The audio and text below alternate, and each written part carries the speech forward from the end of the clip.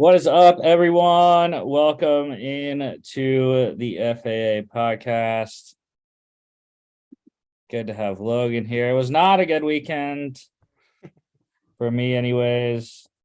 But yeah, we're going to talk Super Bowl. Got the last two head coaching spots filled in the NFL. So we'll talk about those hires, and then we'll just finish up with our season preview of the XFL coming up this weekend, week 1. So I know I am hyped for that. But let's get it going. Oh yeah, and happy Valentine's Day to those people that that have people. I'm not one of those people, so, but it's okay. Made a nice Instagram post today. Parents sent me a card. My sister and brother-in-law sent me a Valentine with my nephew's picture in his little Valentine Day get up. So, anyways, the Kansas City Chiefs are your Super Bowl champions, winning Super Bowl 57, held in Glendale, Arizona at the Cardinal State Farm Stadium. 38-35, game-winning 25-yard field goal by Harrison Butker with 8 seconds left. Do we just want to get to the point? I'm gonna let you lead because it's okay. So this, people are calling this the greatest Super Bowl ever, and I call it the greatest 58 minutes of a Super Bowl ever. Because it was 35-35. The Eagles drove down and tied it. And then we got to the 2-minute warning when the Chiefs had the ball. Got down to, well, I don't even remember what the time was. It was like 56 seconds or something like that. And Juju Smith-Schuster did a kind of it was kind of like an in and wheel. I don't know how to describe it, the route, but holding called, defensive holding, ended the game essentially, giving them automatic first down. Didn't have to score anything. But you cannot, in that time and place, make that call, especially when we didn't see it called all game. Yeah. And I've been telling people this. I wouldn't have been as mad about the game if the Eagles would have got a chance and they wouldn't have gone down and tied it with their own field goal or won it with a touchdown. I would have been okay with that. Like, we lost, okay. But the fact that we didn't even get a chance, other than I've never seen a worse Hail Mary attempt by Jalen Hurts ever than what that was at the end. But yeah, the fact that they didn't even get a chance to go down with 50 something seconds and no timeouts to tie the game at the very least made this Super Bowl. I think it's a big blot on this Super Bowl. Yeah. And my biggest thing is, and you mentioned this, is that the problem itself is I don't think it's the call, because if textbook definition, that is a holding call. And I think that sometimes there's an urge to be like, you can't call that in this situation. But sometimes no calls can be just as egregious as the calls. We go back to the Saints-Rams NFC Championship game, the no call that was clearly a pass interference. I forget who that was on. But what makes this distinct is what you mentioned, Rusty, is that this hadn't been called all game. This was the first defensive holding call all game. And I guarantee you that wasn't the first instance of defensive holding that could have been called. So the biggest problem with NFL officiating, and it just so happened that the Chiefs were on, both sides of being the beneficiaries of it in the Super Bowl and in the AFC Championship game, is inconsistency with how the game is being called. Players need to know how this game is going to be called so that they can adjust accordingly to that. And it was clear throughout 58 minutes of this game that they were going to let him play and let him be aggressive, be a little grabby, which is what that play was. I mean, yes, that's defensive holding, but it hadn't been defensive holding all night. It was a very late flag that didn't come out until quite a lot of prompting. Yeah, I mean, it's a bad look, and there's just no way around it. I know Goodell just recently said, our officiating's been never been better. That he has to know that isn't the fact. It isn't the case. And there has to be something, done with it, because literally everybody who isn't a Chiefs fan has put at least some level of an asterisk on this game. Even if they think that it was a holding call. Because for just the reasons we set out, like I said, you look at the play in isolation, that's a holding call. You can you can pull the laundry on something like that, but that's not how the game had been officiated for 58 minutes. And in that sense, you have to be consistent with how you're calling the game. And the NFL just has not been all year. Well, and two other things, like, for one, the replays, people on Twitter and stuff showing the freeze frame, but the replay that you show live in real time doesn't look egregious. Like, it's not like he really impeded him a lot. It was kind of like maybe he impeded him by a second and a half. And two, like, I think the ball would have been incomplete regardless. Patrick Mahomes threw that thing really far. And I think it would have been a worse call if it was called DPI because of how far the ball was. Rather than holding. But yeah, that was the biggest thing. Also, before we get to the stats, like, I don't know how you felt, but I thought Rihanna was absolutely terrible. Like, her singing was good. Her singing was good. The show itself was not good, though. Yeah. I mean, she didn't break anyone else up. I think it was okay.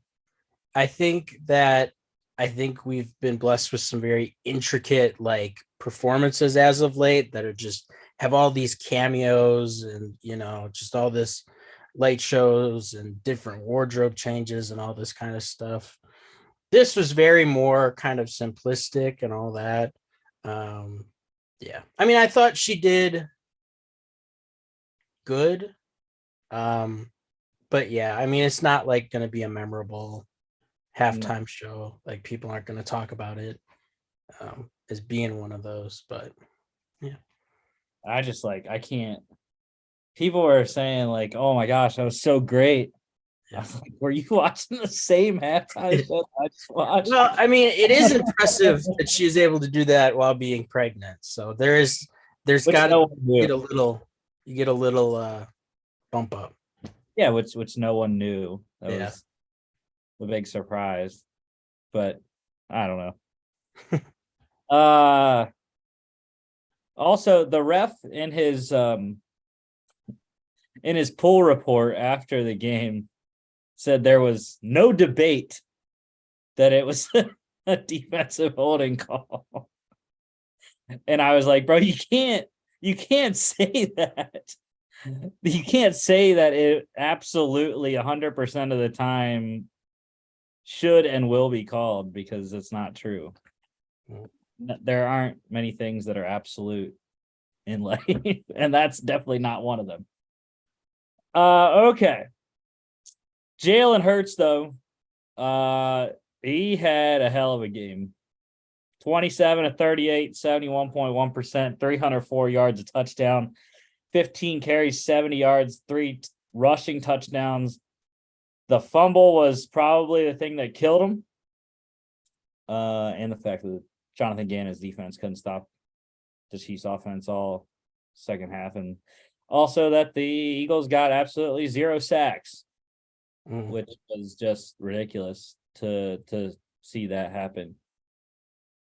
Mahomes won MVP, and I don't know. So I didn't really know his stats because I was just pissed off after the game. I heard he won MVP, and I didn't really know the stats. I understand his second half performance. 13 of 14, 2 passing touchdowns, whatnot. But to only throw for 182 yards, I don't know. Was there a better MVP candidate? Nick Bolton, maybe. But on the Chiefs itself, no. I would have put Jalen Hurts in the ring as being only the second non-winning player to ever win it. But I think today's day and age, people will never do that again. Yeah. It's almost become precedent now to like not do it. And I mean, there just wasn't really anybody else that put up the stats to kind of overtake Mahomes in that regard. But I mean, that kind of just speaks to like how well balanced the Chiefs were all season and in this game. They were able to spread the ball around. Travis Kelce came out hot and heavy with that touchdown. Everybody's yelling at the TVs like, how is he doing this again? Then he kind of got quieted again, and then you saw some of these other guys step up late in the second half, like Juju, like Kadarius Toney. So yeah, I mean, just an impressive rebuild for the Chiefs in one off season to move on from Tyreek Hill and not lose a step. It's just pretty crazy. But I will say that as for Jalen Hurts, I was beyond impressed with his performance. You know, I'm a big Jalen Smith guy, talked about before. So cool to see a guy just consistently progress, like every year of his career. This was a huge statement game because all season people were saying, well, if you put a lot of quarterbacks in that situation behind that O-line with those weapons, they're going to play really well, probably just as good as Jalen Hurts. That is not the case at all. This dude at times was carrying the team. It was a very impressive performance. And I'm gutted that we didn't get to see a 2-minute drive to answer, you know? So. And he was dropping dimes in the second half. I mean, he threw the big touchdown early in the first half to AJ Brown, which I kind of contribute that to more AJ Brown because the ball wasn't even close to him. AJ made a good adjustment. But the 46-yarder or 45-yarder to Devontae Smith was a beautiful rainbow. And then I really think the Dallas Goedert throw was just ridiculous. Pinpoint accuracy, and the fact that Goddard got his feet in was also crazy too. But yeah, I think Jalen gave his best game in the biggest stage. But Mahomes, though, 21 of 27, 77.8%, 182 yards, 3 touchdowns, 6 carries, 44 yards. I thought the game was over. Mahomes, TJ Edwards took him down late in the first half. He looked like he was writhing in pain on the sideline. And I thought, that's it. Like, Chad Henne's coming in. Mahomes does not look like he's going to be able to play. I don't know what they did. So I saw a report that they didn't do anything. They didn't do any treatment at halftime. And then obviously you have the fake thing out there that he failed a drug test and NFL is investigating for PEDs, which, like I said, is not true.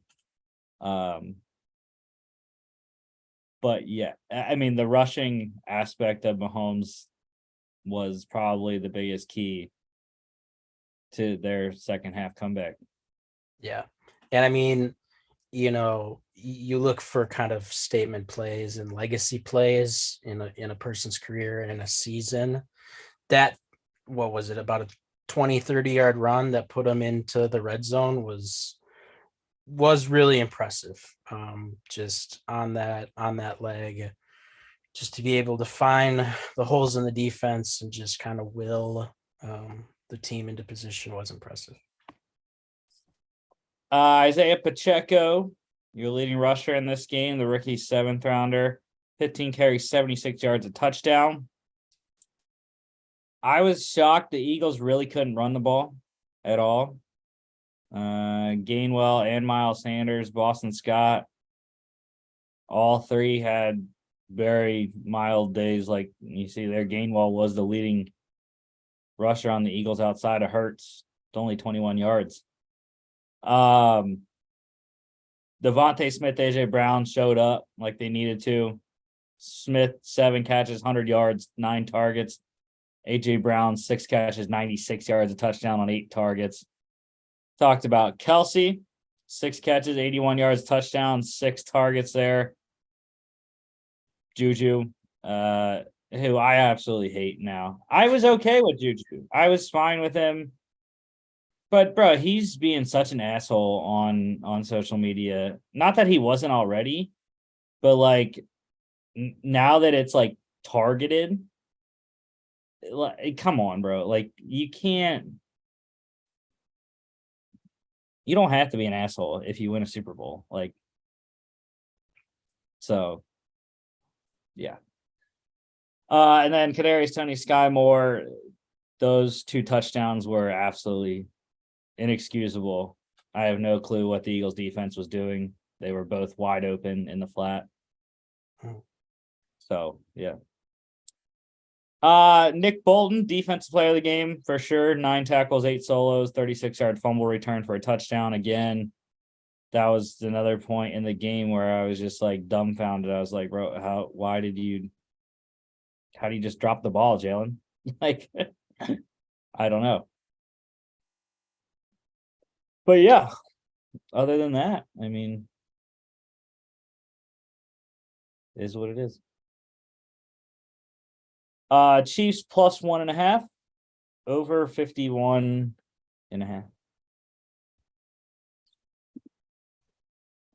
USFL news. The Gamblers, Houston Gamblers, they just lost their head coach. About, what is it? I think the USFL draft is on the 13th. So we're 1 day less than a month to go to the USFL draft, and the Houston Gamblers are looking for a new head coach because Kevin Sumlin, former Texas A&M head coach as well, has been hired by Maryland as their co-offensive coordinator. Not sure who's going to be the other co-OC there for the Terrapins, but yes, Sumlin headed to College Park, Maryland under Mike Loxley. It's a tough look. Tough look for the USFL to have one of your head coaches leave for a co-offensive coordinator position at a university. It's tough.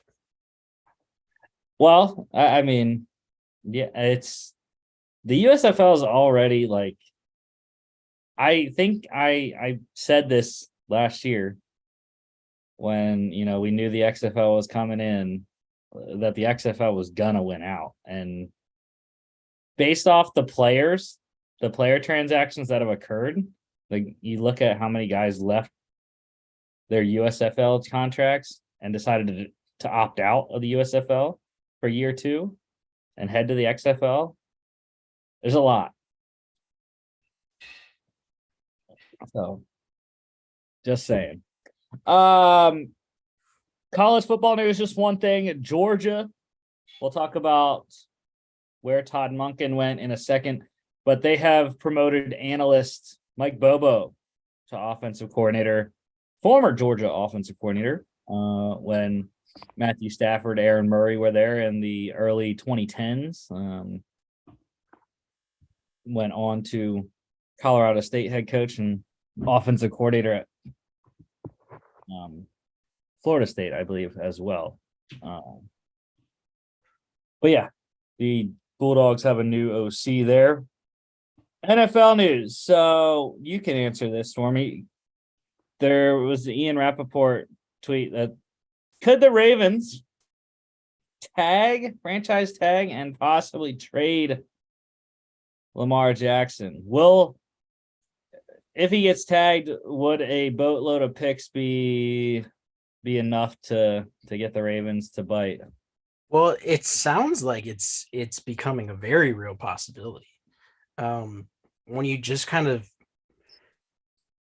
the feel from the team and just some of the comments, like I don't know if you saw Eric DeCosta's comments about them not being able to land a big wide receiver this year because Lamar is going to be taking up a lot of the cap. Like that kind of stuff just doesn't sit right with anybody who's just even kind of paying attention to this, but surely probably not with Lamar.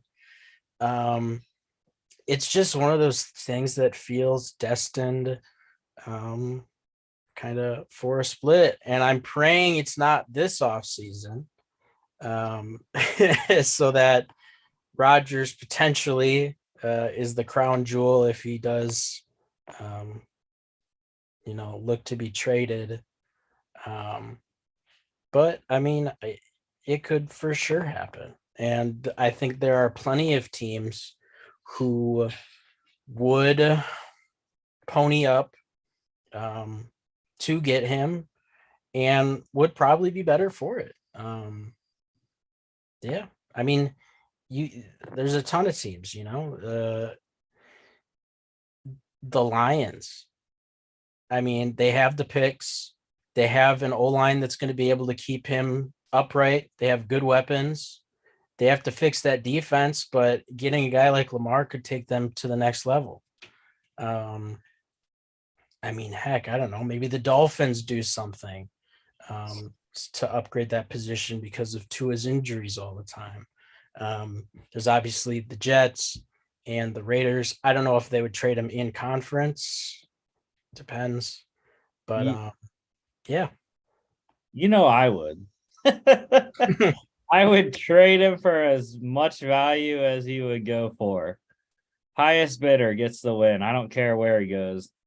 If I'm getting multiple first round picks and something else, it'd be interesting to see if they want to acquire a wide receiver, if they would do that in that trade or not. But yeah, just starting to unravel the off-season landscape here in the NFL as we are 2 weeks from Combine and about a month from the league year kicking off. I believe that's March 16th. I don't remember. But yeah, Eagles might have a big hole. Center Jason Kelsey going to take some time the next few weeks, decide on whether he wants to come back or not. I don't remember how old Jason is. I think he's 36. something like that. I'd be okay if he retired. I mean, Hall of Fame center. And like that's the beauty of Howie Roseman, right?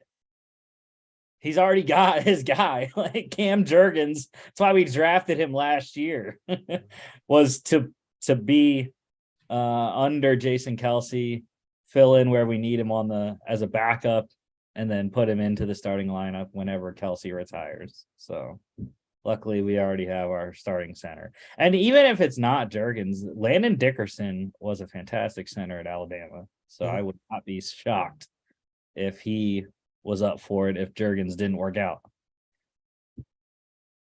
Okay. The Jets have officially inquired about the availability of Packers quarterback Aaron Rodgers, who is in the darkness right now. Not yet. I thought he was going today. No. Yeah. No, you'd think that. Yeah, you would think that. Apparently it's happening at the end of this week. Okay. But he's going to take the weekend to enter the bat cave, I guess. I don't know. Whatever analogy you want to use for it.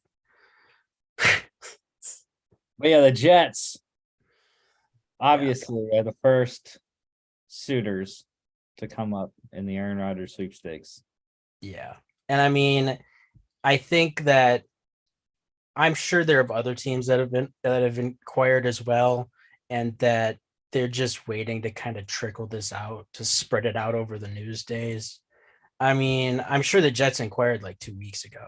Like, I don't think this goes back to what we talked about when he made those comments on McAfee's shows a couple weeks ago, where it sounds like he said, kind of passive aggressively, that it sounds like some of these conversations are already happening without me.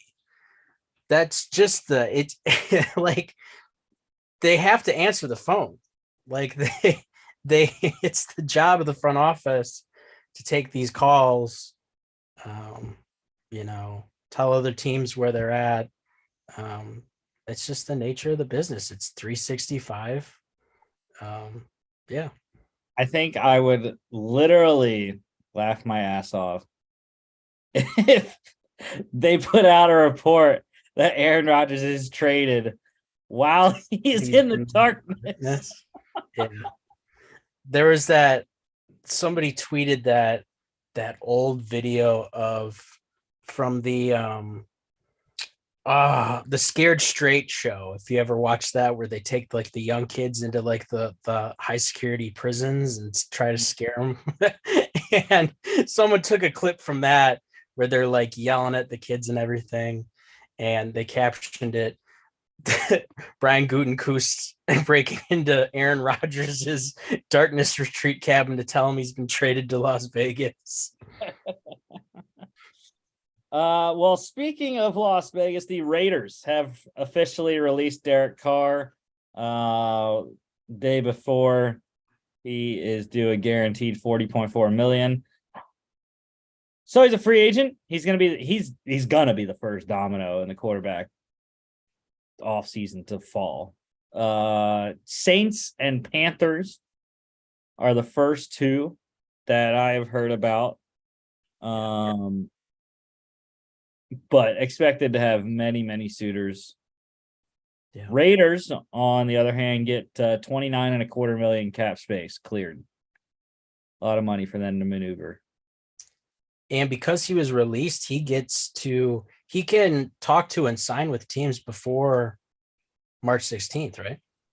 That's why I said, yeah, he's going to be the first quarterback move this offseason. And another quarterback move, two-time Super Bowl champ quarterback Chad Henne has retired. So the Chiefs will need to do some homework in the offseason to see what their backup quarterback plan is going to look like. Might just, they got a guy there, Shane Buechele, that's been on the practice squad for a couple years. Maybe get some cheaper work there. Coaching carousel. Colts, they have hired Eagles offensive coordinator Shane Steichen. The Eagles also losing defensive coordinator Jonathan Gannon to the Arizona Cardinals. 5-year contract for Gannon there. So I don't know how the Cardinals feel. I mean, I haven't really looked for Cardinals fans' reactions, but that's a tough look for your organization when that defense just gave up what it did in the second half of the Super Bowl. So it's Well, a game, but still. and my biggest thing is that they were clearly throughout this whole process everybody's least favorite choice. They were the last. We talked about the musical chairs. The Cardinals were the last team standing with the last best, which is a very tough look for your organization, especially when you supposedly already have a franchise quarterback. That's usually all you need to entice a good head coaching candidate. But yeah, maybe there's some other things going on in Glendale, Arizona. Yeah, I think Shane Steichen's going to have more success than Jonathan Gannon is outside of Philadelphia. Just because being under the offensive-minded coach of Nick Sirianni and the fact that he will be able to,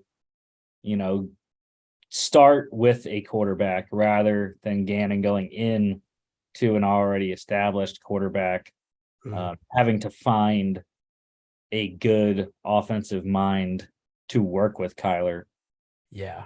And I think when you look at these rosters, honestly, I think that the Cardinals have so much more to do. Obviously, the Colts have to hit at the biggest position, which is quarterback. They got to find their guy, but they're in a good position to do that in this draft. But you look at the rest of the roster, there's pieces to work with. Whereas the Cardinals, I mean, they got to overhaul both sides of the ball in the trenches. They could use some more secondary guys, especially at cornerback. They have to decide what they're going to do with D-Hop. They could use another running back probably because James Conner's only getting older. So there's a lot of work to be done. Yeah, for sure. The Texans, they have their new offensive coordinator under D'Amico Ryans. He's bringing a friend along with him, 49ers pass game coordinator Bobby Slowick. So nice continuity there. Kyle Shanahan offense going to Houston. No surprise. The Ravens, very sad day for Georgia fans. They have hired Georgia offensive coordinator Todd Monken as OC. And again, I don't know, what are you going into that job thinking? Like you don't know if you're going to have Lamar or not. So I don't know, but I'm very happy because of my Mark Andrews shares. I'm hoping we can get some of that Brock Powers emphasis going in that offense. Yeah, I don't know. I mean, I think in a vacuum, this is a really good hire for the Ravens. I know some people questioned the fit with Lamar, and I think that might be valid. But I mean, I think that Monken's enough of a good OC to where he's going to be able to adjust to that. And I think Lamar is good enough to adjust to a new system. But I mean, again, it could also speak to, hey, maybe they are keeping an exit strategy in place in case things fall apart. Yeah, true. I think Todd Monken would be a good coordinator for Derek Carr. I think he would actually. That would be a good fit. A play action style system. Couple quarterback coach news here. Panthers, they have hired former quarterback Josh McCown as their QB coach. His first NFL coaching gig finally after getting interviewed last year for the Texans head coaching job without any experience and whatnot. So yeah, I'm happy. I think Josh McCown, I mean, I saw him on the Eagles, 41 years old, played in a playoff game with a damn torn hamstring that was torn off the bone. So love Josh McCown, and I'm happy he's with one of my teams now. Gonna coach whatever quarterback we have. Yeah, and we'll get to the other signing they just made. But if you're a Panthers fan, you have to be ecstatic about the staff that Frank Reich is putting together here. It's very impressive. Again, it's especially impressive when there's so much question marks kind of with, what are we going to do at quarterback? Are we going to get a veteran? Are we going to try to trade up? Do we think a guy's going to be able to fall to us that we really like? When you have those question marks and you're still able to bring in this level of experience and talent, it's a credit to how people view Frank Reich as, one of the best coaches in the business. And I think it's going to be the start of some really good times for the Panthers, especially because, the NFC South is just wide open, like as wide open can be. Yeah, not a single established quarterback. Mm-hmm. The Bengals QB's coach Dan Pitcher, who got some offensive coordinator interviews around the league, especially the Bucks. The Bucks were really interested, interviewed him twice. He's going to stay in Cincinnati with Joe Burrow for another year. It's kind of a hard spot to not like. But yeah, going to be a hot OC candidate next year. Maybe even head coach. Who knows? And then, as you alluded to, Panthers also signing former Colts head coach Jim Caldwell to their staff as a senior assistant. Going to be on the offensive side, obviously, because he's an offensive coach. And yeah, but that's what, that's what I've seen some other of my teams do, notably the Eagles. Bringing in former head coaches that know how to do it and can just help on different things. Really good move for Frank Reich. Yeah. I think it's really great to just, how much experience can we get in our building? I think there's a lot of other coaches who, might be intimidated by that, too many cooks in the kitchen, too many personalities. But, when you're as well respected as Frank Reich is, it just works. So, like I said, super excited to see what that coaching staff can do, especially with assuming very likely that there's going to be a change at quarterback. Bunch of coordinator interviews here. Bucks offensive coordinator search still going on. They are interviewing Rams assistant head coach Thomas Brown and Lions assistant head coach / running backs coach Scotty Montgomery. The Panthers OC, they are interviewing Rams assistant head coach Thomas Brown for a second time, so might be the guy there. The Eagles offensive coordinator haven't announced official interviews yet, but I just listed guys for their OC and DC spots that their beat reporter Jeff McClain noted that internally they could hire from. Eagles pass game coordinator Kevin Patullo, and then the favorite to be promoted is quarterbacks coach Brian Johnson. So, and I'll just roll the Eagles DC spot real quick. In-house candidates include defensive backs coach Denard Wilson and linebackers coach Nick Rawlis.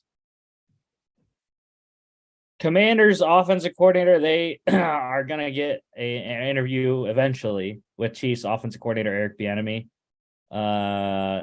I guess they're supposedly going to be waiting now still until after the Chiefs parade, which has a TBD date on it. So, who knows when the Commanders are going to be able to interview Bieniemy. And then also they're interviewing former Ravens offense coordinator Greg Roman. So another experienced guy there for Ron Rivera, possibly. Injuries, just some surgeries going on. It's the time of year that people get surgery. Bills quarterback Josh Allen doesn't need surgery, though. He's just going to rehab because the doctor said he's doing well rehabbing his elbow injury. And he should be fine for 2023 with just rehab. All right, brother man, I'm going to hop off real quick. Let Well, you finish up. Before you go, I have to get your XFL season predictions. Who's going to win each division and the I don't have the predictions yet front of mind. Still have to take a look at that. But I am intrigued with the Vipers. There's some two former Packers. I'm anticipating to have some good chemistry in Vegas. Yeah. Okay. We'll talk more about it on Friday. Yes, sir. See you. Yeah. So the Eagles right tackle Lane Johnson, he will have surgery on his torn adductor muscle that he had been playing through the entire postseason. Going to be good to go by training camp, definitely. Vikings running back Dalvin Cook, he underwent shoulder surgery to fix a broken shoulder suffered in 2019. Crazy that it took that long to get his shoulder surgery done finally. So hopefully Dalvin will be good to go after that with his shoulder issue. And just one transaction note, waivers started this week in the Ravens. They claimed Cowboys corner Trayvon Mullen off of waivers. So the XFL season preview, here it is. Here are my predictions. The betting favorite to win the XFL right now is the Houston Roughnecks, I believe.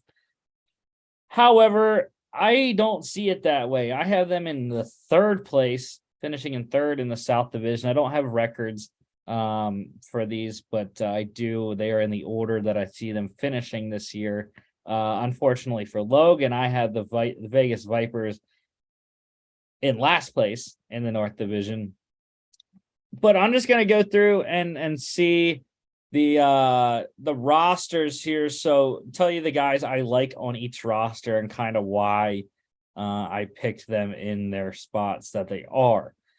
So the Arlington Renegades, coached by Bob Stoops, winningest coach in Oklahoma history. Their quarterback is Kyle Sloter, right? So very veteran guy there. I think that is a great mesh with him and Stoops. Offense should be electric. Keith Ford, Davion Smith are two of their running backs. Really like the power that both bring. Davion Smith can do some pass catching stuff out of the backfield. So I think that's going to be a good backfield there. One wide receiver to note, Tyler Vaughns was an absolute stud at USC. I'm very excited to watch him catch balls from Sloter. And then the guy that was electric in tight end Sal Cannella in the original XFL reboot in 2020. He was playing in the AAF in 2019 as well. Sal Cannella is a freaking beast. So I'm excited to watch him in this offense also. Flipping over the defensive lineman Bruce Hector and Tomasi Laulile. Laulile was a stud in the XFL in 2020 as well. Bruce Hector has been around the NFL. Linebackers, Donald Payne. He was a beast in the USFL last season, flipping to the XFL this year. Excited to watch Donald Payne there. And Colin Schooler, listed as a linebacker. He's going to be a core special teams player. That's what he did in his little NFL experience, and was pretty good linebacker himself at Texas Tech. Corners, Devontae Bosby and Crayvon LeBlanc, both flush with NFL experience. Crayvon LeBlanc played on the Eagles. Devontae Bosby as well, I think. But Bosby most recently with the Broncos, and as far as I know. So really good corners on the outside there for Arlington. And then their punter, Marquette King, is just a boomer of a leg. So should be good in the field position there with the Renegades. The Orlando Guardians is my second team in the South Division. They are coached by Terrell Buckley. The quarterback, I'm not sure which guy is starting, but DeAndre Francois and Paxton Lynch both there. I think Francois will probably get the nod because Lynch wasn't added until a couple weeks ago. So I think Francois will be the guy week 1. We'll have to see how he does to see if Lynch is needed or not. But yeah, I think DeAndre Francois had a great career at Florida State. So I think he should be a solid option for Orlando. The wide receivers I really like, a lot of speed. Stephen Guidry, just a burner there. Charleston Rambo was electric at Miami and Oklahoma. So I like that guy there. And then Eli Rogers is the veteran of the group, has been around a long time. Former third-round pick of the Steelers there. So I think Eli Rogers will give them a nice slot option. Cody Latimer, tight end there, NFL guy before there. So I think Latimer will do a nice job. Defensive line is stacked for Orlando. Nick Coe is a monster in the middle as a nose tackle from Auburn. Big presence there. I think he should do a nice job. Josh Harvey Clemens as a defensive end has been around the league, and Stanley Mapanga also has been around the NFL. Just want to update you. The Colts giving new head coach Shane Steichen a 6-year deal there in Indy. Back to the Guardians roster here, though. Long snapper or linebacker Tigre Scales. He's a long snapper, I believe. So listed as a linebacker, but should be the long snapper. I'd have to fact check that, but I believe he is. And then safety, Matt Elam, talked about veteran presence. He has been around a long, long time. Drafted in 2010, I believe, by the Baltimore Ravens. So Matt Elam getting another shot here with the Guardians. And then they probably had the best kicker punter combination in the XFL. Jose Borregales was a monster at Miami. Should be pretty accurate there. And then Johnny Townsend, brother of Super Bowl winning quarterback Super Bowl winning punter Tommy Townsend there for the Chiefs. Should have a nice season there. The Houston Roughnecks are my next team, and this is the team I think they could jump, possibly. There's questionable at quarterback, but Wade Phillips alone gives them a shot, being the guy with the most experience out of all the coaches in the XFL here. Quarterback is going to be Cole McDonald. Loved Cole McDonald at Hawaii. Not sure what his he was a 7th-round draft pick of the Seattle Seahawks, I believe, last year. Didn't make it in the NFL. Getting a shot in the XFL. We'll see how he does in the Wade Phillips offense. But I do really like him as a big arm. Hopefully he can do well. Max Borghi, running back, Washington State. He was a really solid player there. 1,000-yard back. Like him. Deontay Burnett at wide receiver, another USC guy. Kind of flamed out in the NFL, was with the Eagles a little bit. Trying to get back to that. Offensive line, the first offensive lineman I'll mention, John Yarbrough, has been around a little bit. Pretty solid guy there. Yarbrough is a guard, I believe. D-line, CJ Brewer, Coastal Carolina, Jack Heflin. a guy that Logan knows with the Packers and from Wisconsin. So Heflin and Brewer should put a formidable duo there on the D line in the middle. And then I really like their corners, Ajene Harris, William Likely, and Kerry Vincent, all very solid. Should give them a top 3 trio there to shut down opposing passing games. And then lastly, in the South, my good friend Hines Ward with the San Antonio Brahmas. Unfortunately, I had them finishing last. They do have a lot of potential, though. They just announced Jack Cohn as their starter. I wasn't sure. They had a couple guys there. Jawan Pass is another guy from Prairie View A&M that I thought maybe might have got the starting job. But Jack Cohn gets it, the former Notre Dame quarterback and Wisconsin quarterback.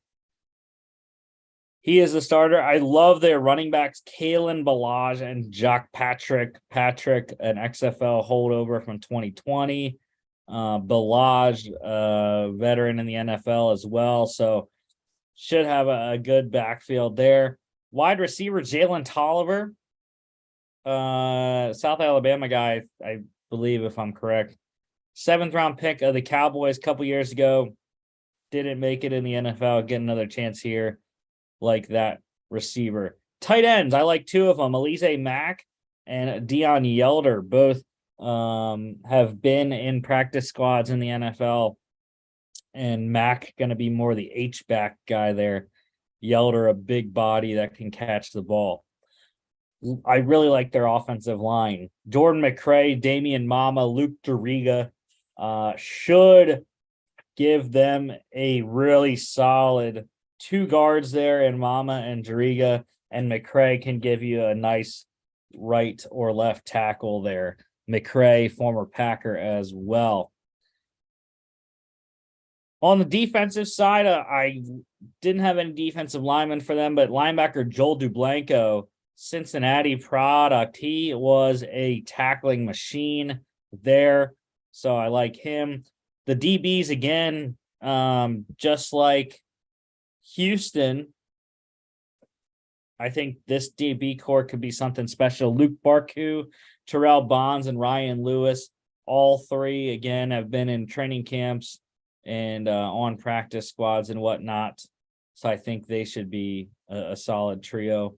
And then maybe I mentioned another team having the best punter-kicker combo, but maybe this one could supplant that. John Parker Romo is their kicker here.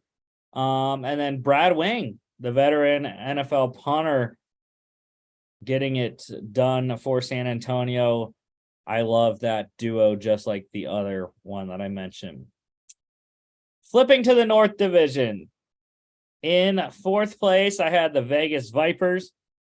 They are coached by Rod Woodson, former NFL corner and high school coach. The Vipers on their team, I like quarterback Louis Perez was a standout in the AAF as well as the XFL in 2020. So I think he's going to get the nod at QB there. Running backs, John Lovett, former Penn State Baylor guy, and Rod Smith, former Cowboy as well. I think those 2 will have a good 1-2 punch there. Rod Smith being the power guy, maybe more of a fullback, but I think they're going to have some power there. Geronimo Allison, Jeff Badette, and Martavis Bryant, the 3 receivers that I really love. They might have the 3 best receivers in the XFL there as a group. But Allison, like Logan mentioned, the Packer there, I think will do a nice job, as well as the former Steeler, Martavis Bryant, has not been playing much ball as of late. And Jeff Badette, Oklahoma guy, really solid speedster. Tight end Sean Price was with the XFL in 2020 in Seattle, I believe. So he's getting another shot here with Vegas. Offensive line, these guys, they got a solid trio. Antonio Garcia, our guy. Antonio Garcia, former Troy Trojan there. Donovan West from Arizona State. has been in some training camps. And then former Raiders GM Reggie McKenzie, his son Khalil McKenzie, getting in shot here with Vegas on their offensive line. D lineman for the Vipers that I like, Destiny Viau and Robert Windsor. Windsor, a Penn State guy there, and Destiny Viau has been in the NFL a bunch, so good experience there. And then linebackers Vic Beasley and Peta Tamapenu. Beasley, again, a veteran presence there at the outside linebacker spot. Tamapenu, a guy that has been around in college and hopefully can prove himself with Vegas. Third place for me in the North is the St. Louis Battlehawks. They have a really solid roster, but the inexperience of head coach is why I dropped them to third place. Anthony Beck, the former NFL tight end, will be coaching them. Offensive coordinator Bruce Gradkowski, former quarterback in the NFL. So nice 1-2 punch there on offense. They have a veteran quarterback, A.J. McCarron, former Alabama, former Cincinnati Bengal, has been around a bunch in the NFL, trying to reboot his career. Running backs, I like Mateo Durant from Duke, Brian Hill, the former Atlanta Falcons running back there. Should be a solid duo. Wide receivers, I mean, they have the best top four in the league. Marcel Aitman was on Hard Knocks with the Raiders last year. Darius Shepard, that's a former Packer for Logan there, can fill the slot. Austin Prohl, son of Rams Super Bowl winning wide receiver Ricky Prohl, and then Hakeem Butler, the height, weight, speed guy in 2018 draft, I believe, 2019 draft, whatever it was, from Iowa State. He's like 6'5", 220, something like that. So he can give you that outside jump ball receiver type. Offensive line also very good. Jawan Bushell-Beatty, NFL veteran, going to be probably their left tackle to start. Steven Gonzalez, a nice interior guy, and then Vidal Alexander can be your right tackle or slide into a guard's position. Linebackers, this is the best trio in the league here. Mike Rose, a tackling machine at Iowa State. Loved him coming out in the draft. Just did not quite make it to the NFL. Silas Kelly, Coastal Carolina. Yeah, the bleach blonde mullet there with when Jamie Chadwell was there. So like his personality. And then Travis Feeney was a monster in the USFL last year, switching over to the XFL this season. One corner I like, Lavert Hill, former Michigan Wolverine. Very solid in coverage, can play corner and safety. And then speaking of safety, Nate Meters has been around the NFL a bunch, so I like him. And then punter, Sterling Hoffrichter from Syracuse. I think he's going to be a solid punter for St. Louis. Second place in the North, I had the Seattle Sea Dragons. Jim Haslett, the veteran defensive coordinator around the NFL, was the head coach of the St. Louis Rams for a little bit.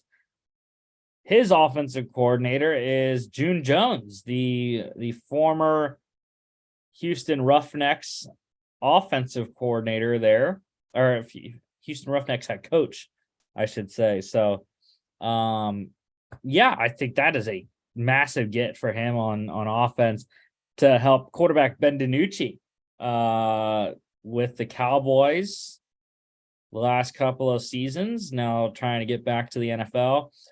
Running back I like is Brendan Knox out of Marshall, inexperienced, but has some power, can catch the ball out of the backfield. Josh Gordon is making a return. Yes, the guy that got suspended multiple times in the NFL, Josh Gordon, trying to resurrect his career to make it back to the NFL. Another guy that I like is Jalen Redd, former Oregon Duck there, speedster for days, I think he could give Ben DiNucci a deep ball threat. Offensive line, I like is Michael Manette. Pretty solid interior offensive lineman there. Should give them some protection. D-line, PJ Hall, former Giants draft pick.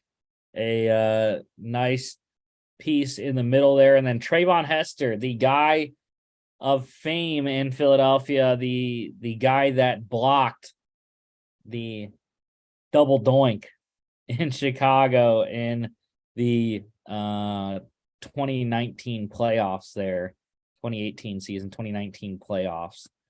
So Trayvon Hester resurfacing here with the Seattle Sea Dragons. Linebackers, I really like Clarence Hicks, UTSA road runner there.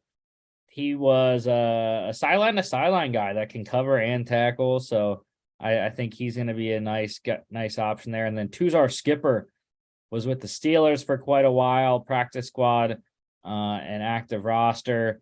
Going to be a great special teams player as well as playing defense. Love their corners there. Quinterio Cole from Louisville. I think he's more of a slot guy. Can play safety as well, I think. And then Mikael Wright from Oregon had a very solid pre-draft process. I believe he was eligible last year. So should be a nice option for Hazlitt in the backfield, in the defensive backfield. And then I don't know why Sharif Miller was listed as a safety on Seattle's roster. I don't know if that was a typo or what. If he is switching to safety, that would be very intriguing because he was a defensive end / outside linebacker when I last saw Sharif Miller with the Panthers. So they had the best long snapper in the league. Thomas Fletcher, the 7th round pick of the Panthers in 2020, I think it was, maybe 2021. But out of Alabama, he's going to be the best long snapper in the league. I can guarantee you that. And then kicker Dominic Eberle, another good kicker in this league. So has been in the NFL before. So, yeah, I like him for Seattle. And then, of course, this is not me being biased. I just do think they have the best team in their division. The DC Defenders. My DC Defenders. I didn't get my shirt yet. It's supposed to be in today, but I haven't gotten anything. We'll see if I see it in my mailbox. But the DC Defenders, head coach Reggie Barlow, big coordinator hire. Defensive coordinator is Greg Williams, so I think they should be stout on that side of the ball, especially when I tell you who they have on defense. But first on offense, quarterback Jordan Ta'amu flipping over from the USFL to the XFL, was the St. Louis Battlehawks quarterback in 2020, now comes back to the XFL to be the DC Defenders quarterback. I think he's going to be a beast. Led the USFL last year in passing yards and touchdowns and QB rushing yards as well. Running backs, Abram Smith, Rykel Armstead. I mean, Rykel Armstead was in the NFL for a couple years there with the Jaguars. And then Abram Smith, I really liked coming out of Baylor. I think that could be a formidable 1-2 punch. Wide receivers are solid. Josh Hammond out of Florida is a speed demon. Puka Williams out of Kansas can be your possession guy over the middle. Jaquez Ezzard out of Sam Houston State. He can be a jump ball. He's shorter, but he can be a jump ball guy and is fast. And then Chad Hansen, former Cal Bear, I believe, is also a solid piece to put in the middle of the field. Love the tight end, Trey Berry out of Boston College. Should be a good option in the red zone for Ta'amu. Offensive line, Mike Maietti. Good interior presence there at center, I think.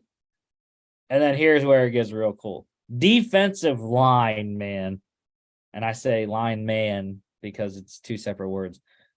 Davin Bellamy, the guy from Georgia that absolutely lit up the USFL in the spring. He's going to be a problem for a lot of XFL tackles there. Jacob Panasiuk from Michigan State. We mourn the 3 students that lost their lives and the 5 that were injured last night at Michigan State, and I'm sure he is in that process as well. But Panasiuk here was a really solid player at MSU, and I'm excited to watch him team up with Bellamy there.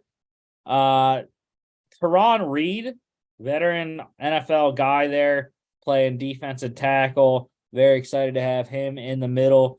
And then Gabe Wright, an edge rusher out of UAB, I believe. Could be wrong there, but Gabe Wright should be a force in that D-line rotation. Really love the linebackers. Reggie Northrup was a tackling machine last year, and in the original XFL as well. So I'm excited for him. And then Farad Gardner out of Cincinnati should have a nice season for DC. Defensive backs, DeJuan Neal has been around the NFL. So has Kentrell Bryce. So I think they give you some veteran presences in the backfield, defensive backfield there. And then kicker Matt McCrane has been around the NFL, kicked for the Steelers for a little bit. So yeah, I think my DC defenders have a good shot with what they have, especially on defense. If they can get the offense to match what the defensive personnel has, Reggie Barlow gets the most out of his offense. I think the DC defenders could win the XFL over the Arlington Renegades. So that is my predictions. Next Tuesday, though, we'll be back talking XFL. It'll be week 2. We'll have XFL game recaps from the opening weekend here, Saturday and Sunday this week. And we'll give you all the college football and NFL news as well, and all the coordinator and quarterback conundrum updates that we can give you. Don't forget to follow us on all our social media at FAA Podcast on Instagram and Twitter, FAA_bets on Twitter as well. FAApodcast.com is our website. You can check us out here on YouTube, Facebook, Spotify, Apple Podcasts, and iHeartRadio.